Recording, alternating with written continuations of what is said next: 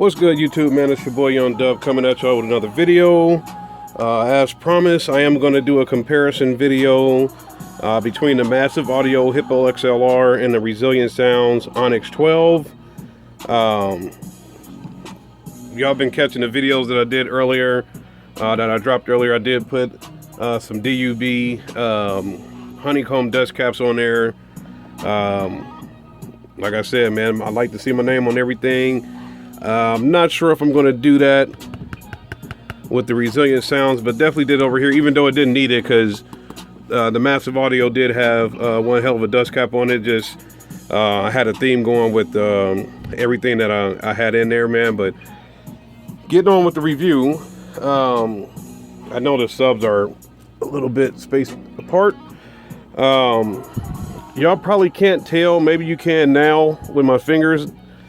That Resilient Sound sub is a little bit taller than the Massive Hippo XLR 12. When I first put these subs next to each other, I was like, kind of essentially they're the same sub, but then I started looking a little closer. This one's just a tad bit beefier. Obviously, this one has a little bit more cone area. This one has a fatter surround. Takes away from the cone area, man, but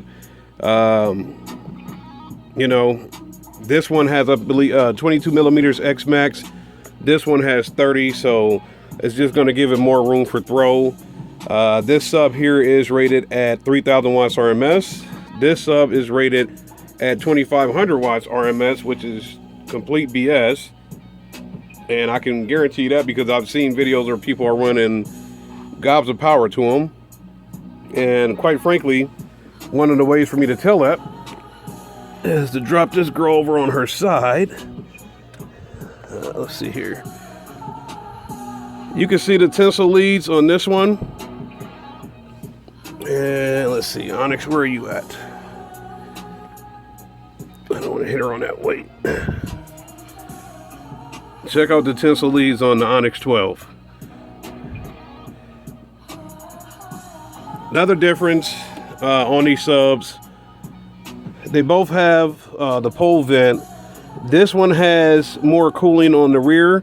However, it doesn't have the cooling in the middle. The Resilient Sounds has the spacers in there for it to have the cooling on the coil. This one does have, comes with a black anodized coil. This one does not. I mean, you can tell, look at that. That coil is super shiny down in there, man, but only other difference I can tell y'all, man, which may or may not be a deal breaker for you, the Massive Audio sub comes with direct leads. This one comes with push terminals. Me, I prefer to have push terminals. I would assume that the wire on this is oxygen-free copper. However, it doesn't say that, so I'm not for sure if that's what it's coming with. However, I haven't had any problems at all with subs cutting out or anything like that. I mean, these things have slapped all day long. Haven't had any issues with them. But yeah, I'm the type of guy, I prefer push terminals, so I'll know for sure what I've got coming in and coming out of that sub. So if it ain't OFC, I don't want it, man. So quite frankly, based on experience, I would have to give this sub a super thumbs up, man. I've been slamming on these things all day long, all day, every day. They haven't missed a beat. Based on what I've seen on this sub, I had to give it a thumbs up from what I've seen. I can't comment on this personally until I get it installed, get another one, obviously, get it installed and figure out what kind of power I'm gonna run to them. But as far as from a personal perspective, like I said, I mean, this sub is scuffed up because it's used. I've been using it all summer, so I definitely had to give them a thumbs up. This sub, I think it's sold out right now, but I know you can find them for 400 or less, obviously used. This sub was closer to 500, so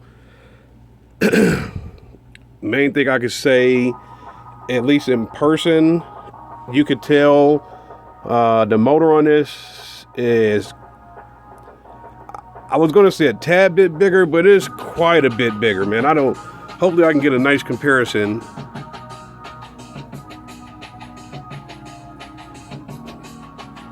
So hopefully it'll pan over.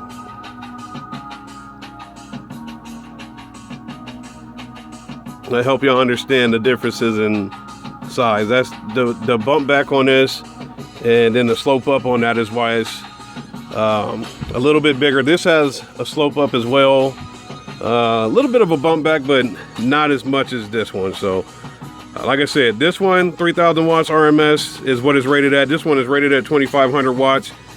It says conservative on the website. I can guarantee you they put that on there probably for warranty issues for those individuals who like to run all knobs to the right, literally.